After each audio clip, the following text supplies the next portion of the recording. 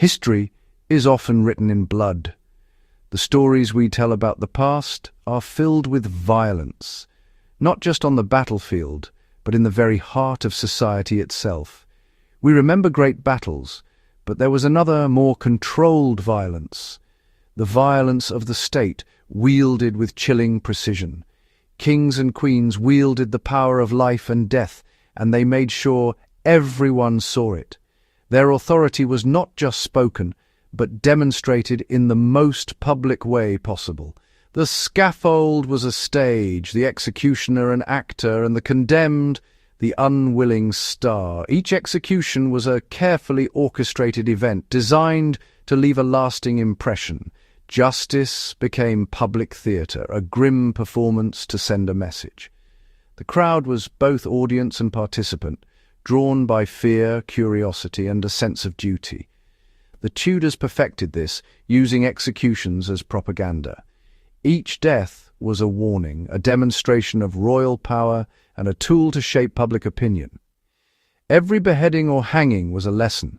Defy the crown, and this could be you. The message was unmistakable, and it echoed through every corner of the kingdom. Crowds didn't just watch, they participated, reinforcing the social order. Their reactions, cheers, jeers, or silent horror, became part of the ritual. Sites like the Tower of London and Tyburn became landmarks of dread. These places were etched into the collective memory as symbols of ultimate authority. The law's power became terrifyingly real in these places. The threat of public punishment was a constant shadow over daily life. People travelled miles to witness these events, part entertainment, part civic duty. For many, it was a rare chance to see justice in action and to be reminded of their place in the world. The line between warning and morbid fascination was thin. The spectacle drew people in, even as it repelled them. Public executions reveal a world where death was ever present, not hidden away. The reality of mortality was on display for all to see, woven into the fabric of everyday life. The spectacle was a moment of high drama in a hard world. For some, it was a warning. For others, a grim form of entertainment. These events shaped collective memory and reinforced authority. The echoes of these performances lingered long after the scaffold was empty. The journey from Tudor cauldrons to Victorian gallows is about power, fear, and our need to look death in the face. Each era found new ways to make the ultimate punishment both a warning and a spectacle. The public execution was a ritual, a story told to keep order. It was a shared experience, binding the community together through fear and fascination. It was a warning, a lesson, and a spectacle all at once. The boundaries between justice, punishment, and performance blurred on the scaffold. In this theatre of death, everyone had a role to play. From the monarch to the executioner, from the condemned to the crowd, each was part of a larger story about power and mortality. And the echoes of those performances still haunt us today, reminding us of a time when justice was a spectacle and death was never far from view. In 1531, the court of Henry VIII was a nest of intrigue, suspicion, and ruthless ambition. The king's word was law, and his court was a place where secrets could be deadly. Richard Roos, a humble cook in the Bishop of Rochester's kitchen, was suddenly thrust into the centre of a chilling scandal. He was accused of poisoning a pot of porridge. 2 people died, and several others fell gravely ill. Roos confessed under harsh interrogation, but this was no ordinary crime. Poisoning was seen as a coward's weapon, striking at the very heart of trust and hospitality. Henry VIII saw it as a direct attack on his authority and the stability of his realm. He demanded a punishment that would send a message no one could ignore. Parliament quickly passed a new law. Poisoning was now declared high treason, punishable by being boiled alive. This was a punishment as shocking as the crime itself. On April 5, 1531, Roos was taken through the streets to Smithfield, the site of many grim spectacles. A massive crowd gathered, drawn by morbid curiosity and fear.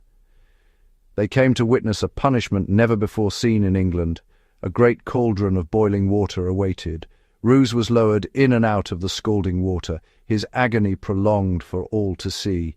Chroniclers wrote that he roared mighty loud, his screams echoing across the square, chilling those who heard them. The spectacle was unforgettable, designed to terrify and to serve as a warning to anyone who might contemplate such a crime. This was Henry's message. His justice could be as creative as it was cruel, and no one was beyond his reach. The execution was a public warning to all, a demonstration of the king's absolute power and willingness to use it. The king could dissolve a person in agony, not just end a life. The message was clear. Betrayal would be met with unimaginable suffering. The boiling of Roos became a dark legend, whispered about for generations as a symbol of royal wrath. It was a statement of absolute power, a chilling reminder that the king's will could shape the law itself. The horror of the punishment was the point. Fear was a tool of control. The story spread rapidly, reinforcing the king's authority and the dangers of crossing him. The crowd left with a lesson burned into memory, haunted by what they had witnessed. The boiling cauldron became a symbol of terror, a tool of fear wielded by the crown, and its story would echo for generations, a grim reminder of the lengths to which power will go to protect itself. Boiling was rare, an extraordinary punishment that stood apart from the more common forms of execution in Tudor England. It was officially on the books for just 16 years, a brief but unforgettable chapter in the annals of English law. Its power was in its uniqueness, reserved for the most reviled crimes, especially those that threatened the very fabric of society. Tudor justice was deeply symbolic, an eye for an eye, a punishment that fit the crime in both method and message. Poisoners suffered agony by boiling, their fate mirroring the hidden, insidious nature of their offence. Other punishments followed this logic. Traitors were hanged, drawn, and quartered. Heretics were burned at the stake, each penalty tailored to the crime. The punishment told a story about crime and order, reinforcing the power of the state and the consequences of defiance. It was public, emotional, and designed to provoke both fear and respect in the hearts of the people. The condemned played their part, the crowd theirs, each person a participant in this grim theatre of justice. Boiling's rarity made it the ultimate threat, a punishment so severe it was spoken of in hushed tones. The Tudors didn't need to use it often. One public horror was enough to send a message that echoed for years. The story of Roos became a cautionary tale, a warning to all who might consider such crimes. Tudor propaganda thrived on unforgettable spectacle, ensuring that the memory of these punishments would linger in the public mind. 3 centuries later, public executions were still a spectacle. In Victorian England, hanging days became mass entertainment. Crowds packed the streets, rich and poor alike. The rich rented rooms for a view, the poor jostled in the mud. Vendors sold pies, gin and souvenirs. Pickpockets thrived. The atmosphere was chaotic, more festival than justice. People bet on the condemned's behaviour. Would they faint, confess, or die bravely? The scaffold was now the main attraction in a carnival of death. The ritual had become a commercialised, voyeuristic holiday. The solemnity of justice was lost in the noise. The execution of Franz Müller in 1864 captured the Victorian frenzy. Müller's crime, a railway murder, became a media sensation. Special Müller trains brought thousands to London for his hanging. Souvenirs and broadsides sold by the thousands. His story was everywhere. 50,000 people gathered outside Newgate Prison. Seats with a view sold for huge sums. The crowd roared as Müller appeared. A whispered confession electrified them. The condemned became a celebrity, their death public property. The execution was the climax of a months-long drama. Justice was overshadowed by profit and spectacle. The crowd came for entertainment, not morality. Why did people flock to watch executions? For Tudors and Victorians, death was ever present, at home, in the streets. Public executions weren't shocking, they were familiar. Unlike random death, executions had a narrative: crime, trial, punishment. The crowd found order and resolution in the spectacle. Watching evoked fear, pity, and relief. It was a safe way to confront mortality. The shared experience created a strange sense of community. The spectacle tapped into curiosity about life's end. The crowd wasn't just bloodthirsty, they sought understanding. In watching death, they tried to understand life.